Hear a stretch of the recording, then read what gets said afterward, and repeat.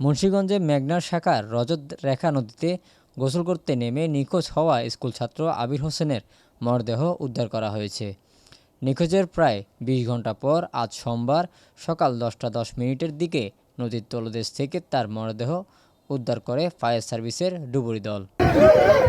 নিহত আবির হোসেন মুন্সিগঞ্জ সদর উপজেলার সৈয়দপুর গ্রামের মোহাম্মদ আক্তার হোসেনের ছেলে। সে মুন্সিগঞ্জ উচ্চ বিদ্যালয়ের ৯ম শ্রেণির ছাত্র ছিল।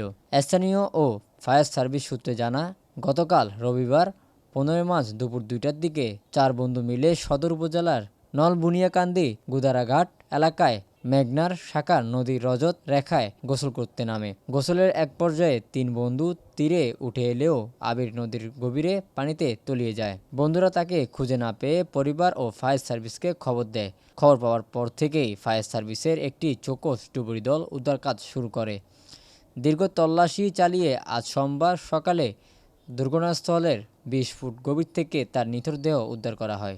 মুন্সিগঞ্জ ফায়ার সার্ভিস ও সিভিল ডিফেন্সের উপসহকারী পরিচালক মোহাম্মদ শফিকুল ইসলাম ঘটনার সত্যতা নিশ্চিত করে জানান, আমরা সংবাদ পাওয়ার পর দ্রুত ঘটনাস্থলে পৌঁছে উদ্ধার অভিযান পরিচালনা করি। আজ সকালে পানির ২০ ফুট নিচ থেকে ডুবুরিয়া মরদেহটি উদ্ধার করতে সক্ষম হয়। আইনি প্রক্রিয়া শেষে মরদেহটি স্থানীয় পুলিশের কাছে হস্তান্তর করা হয়েছে।